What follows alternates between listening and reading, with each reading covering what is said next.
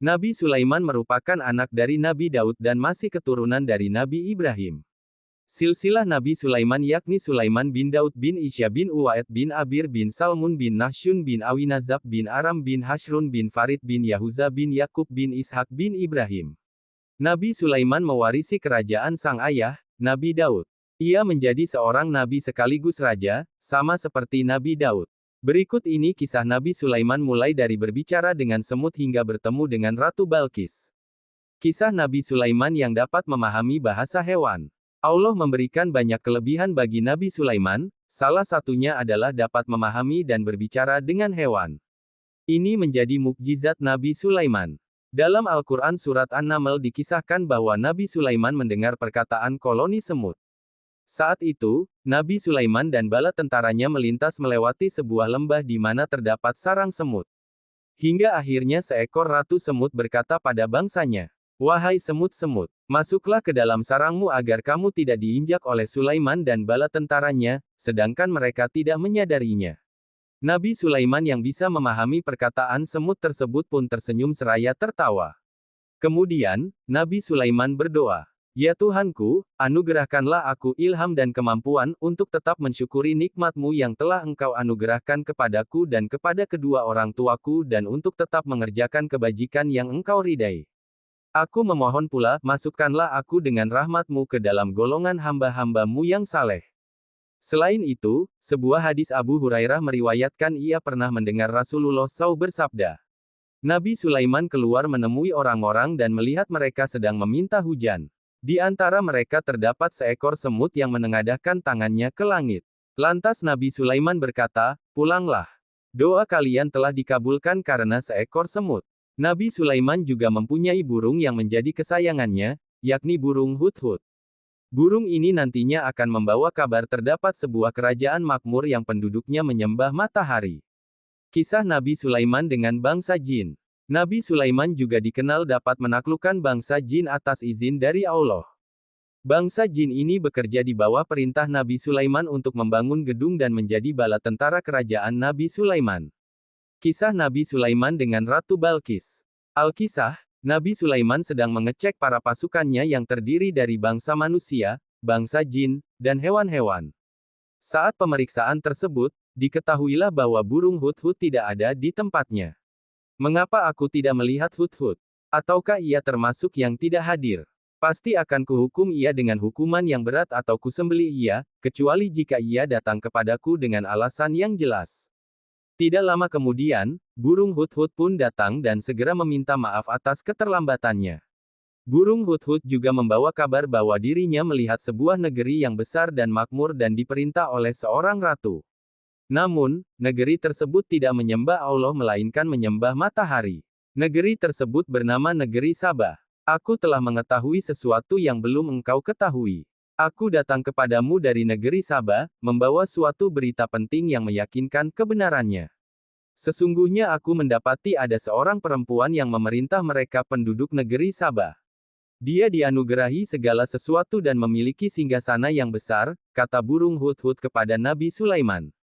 "Mereka juga tidak menyembah Allah yang mengeluarkan apa yang terpendam di langit dan di bumi, dan yang mengetahui apa yang kamu sembunyikan dan yang kamu nyatakan," kata burung hudhud melanjutkan. Mendengar kabar dari burung hudhud, Nabi Sulaiman pun mengutus burung hudhud untuk membawakan surat darinya bagi penguasa negeri Sabah, yakni Ratu Balkis untuk mengajaknya menyembah Allah. "Pergilah dengan membawa suratku ini, lalu jatuhkanlah kepada mereka. Kemudian berpalinglah dari mereka, lalu perhatikanlah apa yang mereka bicarakan." Perintah Nabi Sulaiman kepada burung hudhud. Surat tersebut pun sampai kepada Ratu Balkis. Surat itu berbunyi, "Dengan nama Allah yang Maha Pengasih lagi Maha Penyayang. Janganlah engkau berlaku sombong terhadapku dan datanglah kepadaku sebagai orang-orang yang berserah diri." Mendapat surat seperti itu, Ratu Balkis pun meminta pendapat dari orang-orang kepercayaannya di kerajaan. "Wahai para pembesar, berilah aku pertimbangan dalam urusanku ini. Aku tidak pernah memutuskan suatu urusan sebelum kamu hadir dalam majelisku," kata Ratu Balkis. "Kita memiliki kekuatan dan ketangkasan yang luar biasa untuk berperang tetapi keputusan berada di tanganmu. Maka, pertimbangkanlah apa yang akan engkau perintahkan, ujar orang kepercayaan di kerajaan. Sesungguhnya raja-raja apabila menaklukkan suatu negeri, mereka tentu membinasakannya dan menjadikan penduduknya yang mulia jadi hina. Demikianlah yang mereka akan perbuat, kata Ratu Balkis. Kemudian, Ratu Balkis sampai pada keputusan jika ia akan memberikan hadiah kepada Nabi Sulaiman AS, dan menunggu balasan dari Nabi Allah tersebut. Sesungguhnya aku akan mengirim utusan kepada mereka dengan membawa hadiah dan aku akan menunggu apa yang akan dibawa. Ratu Balkis mengirimkan berbagai hadiah dengan jumlah yang banyak dan mewah untuk Nabi Sulaiman mendapat beragam hadiah dari Ratu Balkis. Nabi Sulaiman tidak mau menerimanya. Ia kemudian mengirimkan pesan pada utusan negeri Saba, untuk menyampaikan pesannya kepada Ratu Balkis. Apakah kamu akan memberi harta kepadaku, sebagai hadiah? Apa yang Allah berikan kepadaku lebih baik daripada apa yang Allah berikan kepadamu, tetapi kamu merasa bangga dengan hadiahmu. Pulanglah kepada mereka, dengan membawa kembali hadiahmu. Kami pasti akan mendatangi mereka dengan bala tentara yang tidak mungkin dikalahkan.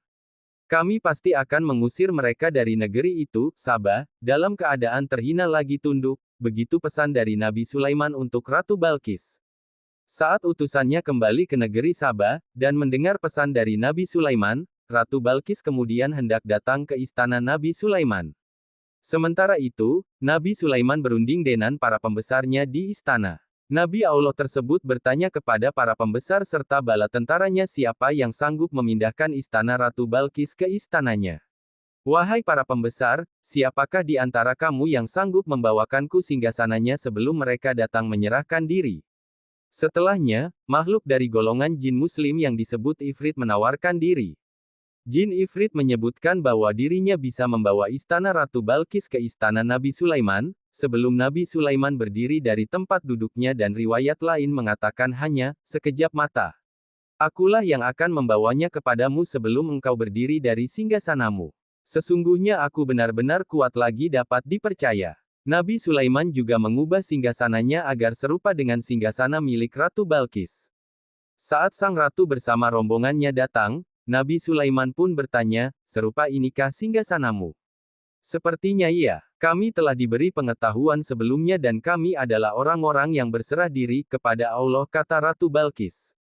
Nabi Sulaiman pun mempersilakan Ratu Balkis dan rombongannya masuk ke dalam istana.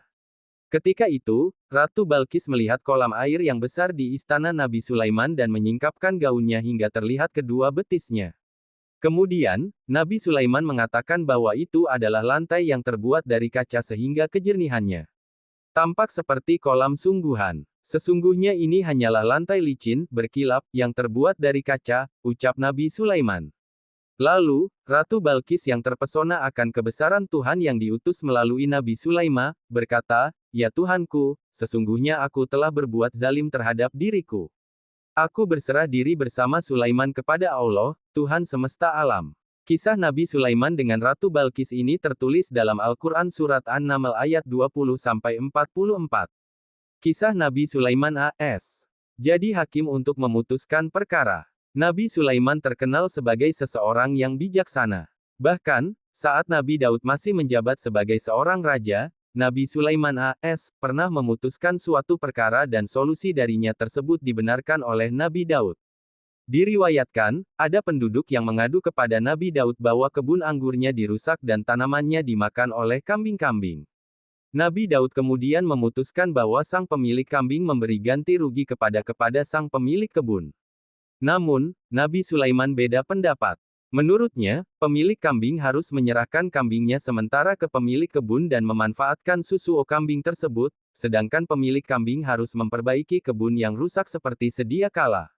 Setelah selesai memperbaiki kebun, kambing baru akan dikembalikan. Mendengar pendapat Nabi Sulaiman, Nabi Daud pun setuju dengan pendapat anaknya tersebut. Riwayat lainnya juga mengisahkan kebijaksanaan Nabi Sulaiman di mana suatu waktu datanglah dua orang perempuan dan salah satu perempuan tersebut menggendong seorang bayi. Kedua perempuan tersebut bertemu dengan Nabi Sulaiman dan meminta keadilan. Dua perempuan tersebut bersikukuh bahwa mereka adalah ibu dari bayi tersebut.